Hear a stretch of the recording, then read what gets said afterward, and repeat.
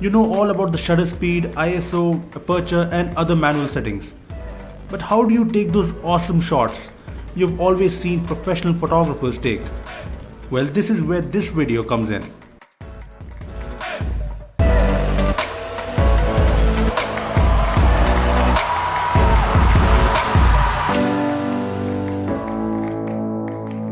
What's up guys, this is Rupesh from Bbum.com, and today I'm going to show you some really handy DSLR tips and tricks that beginners will really find useful. Before we get started, make sure to hit the bell icon to get notifications for all our future videos. With that being said, let's get started. We are using the Canon 70D with the kit lens for most of the shots in this video. But the method should be similar even if you're using another camera or another kit lens.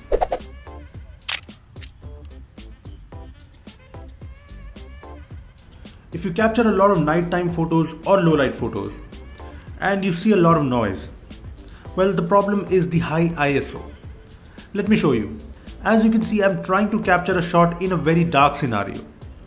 Let me just bump the ISO to max because only then I'm getting a bright image. Well, the photo is definitely bright, but there's a lot of noise. So let's just fix the ISO to 400 because that seems pretty optimum.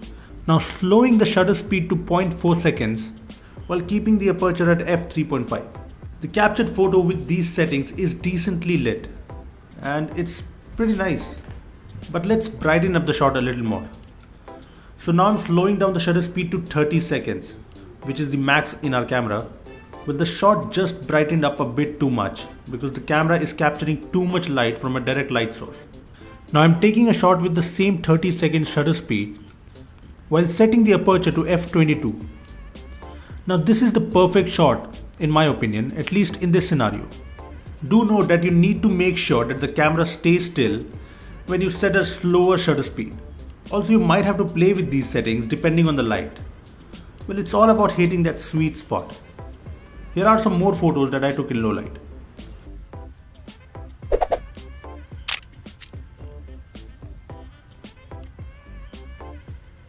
There are times when you want to take a shot of a moving object, and I'll tell you how to take it perfectly. First, let's take a shot of the moving object, that is me, on auto. You can see that it freezes the object, but when you zoom in, it's blurred. Well, let's move on to the manual mode, shall we? In manual mode, we are in broad daylight, so the shutter speed has to be very fast, at 1 by 1000 seconds. Well, you can set the ISO and aperture depending on the light. Now when you capture a photo, you can see that when you zoom in, the object is sharp, no more blurry moving shots.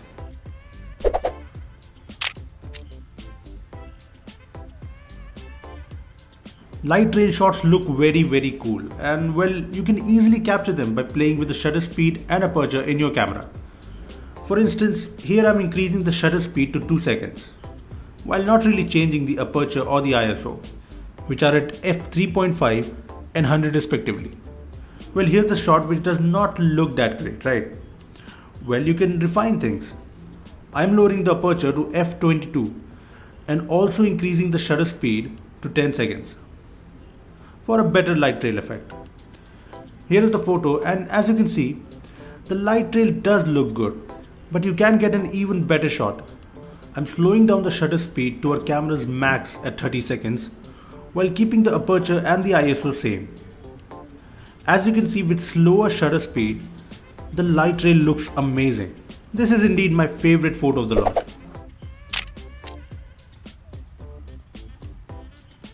If you've seen our video on the kit lens versus the prime lens, you'd know that the kit lens, aka the zoom lens, isn't very great when it comes to bokeh shots. However, let me tell you, you can take better portrait from the kit lens. First, let me take a portrait in auto. When we capture in auto, the camera tends to use flash at times, which really makes the image artificial with unnatural light. Now switching to manual, I've set the shutter speed to 1 by 100, and here's a photo with a lower f-stop of f29.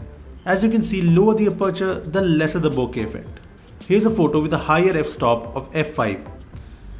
And as you can see, the effect is definitely better. Here's another photo with the aperture set to max of f3.5. So yes, if you want to take better portraits from a kit lens, you need to set a higher aperture.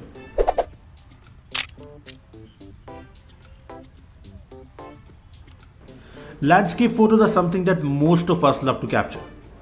However, at times we don't get an all sharp photo, which is a shame. For instance, I'm capturing a photo at an f3.5 and a shutter speed of 1/50 with the minimum ISO that's possible. So you can see in the photo that it's focused on an area in the water and it's not all around sharp. So let's set the f-stop aka the aperture. To minimum possible with the shutter speed set to 1 second. You can see that this results in a much all across sharper photo. Here are some more landscape photos that we have taken.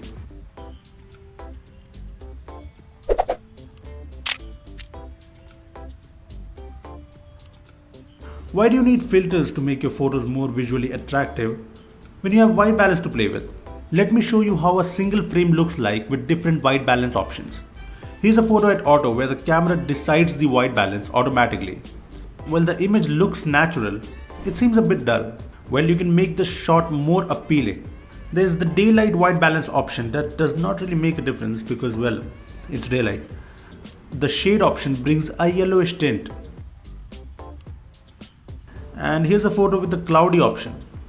Now here's one with the tungsten option, which adds cooler colors to the shot.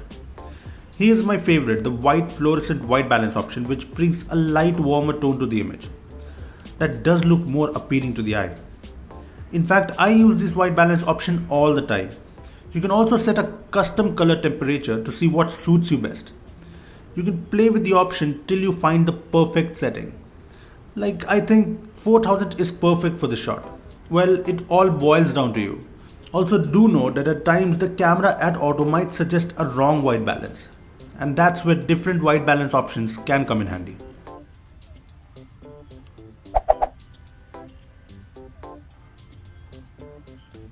If your camera's display is too small for you, the good news is you can use your Android smartphone as a low cost yet very handy external monitor for your camera. Canon offers its very own EOS remote app so that you can use your Android smartphone as a monitor.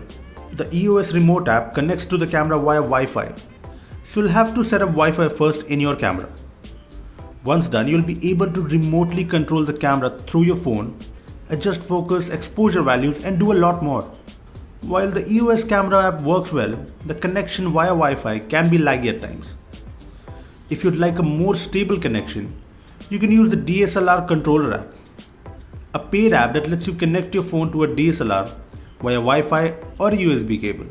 The app only works with Canon EOS cameras, and with the app you get a remote live view and you can even control most common settings, while also being able to capture, focus and control the zoom. That's not all. You can even preview an image or video, import files from your camera and do a lot more. Apart from these DSLR tips, I'll suggest you to make sure you focus properly while capturing a photo or even shooting a video. You can set the focus via the viewfinder or manually through the lens. You can also lock the focus on an object to make sure the focus stays on even if there's movement. Other than that, make sure to select the raw image setting and explore the camera settings in general. And who knows, you might find some handy options there. Lastly, avoid using flash. It mostly ruins the shots. Well, those were some really handy DSLR tips and tricks that I think you'll definitely find useful. If you did, give this video a thumbs up, and if you have any doubts, do let me know in the comment section below. Also, subscribe to our channel for more amazing tech videos. Well, that's me signing off. Thanks for watching, and I'll see you in the next one.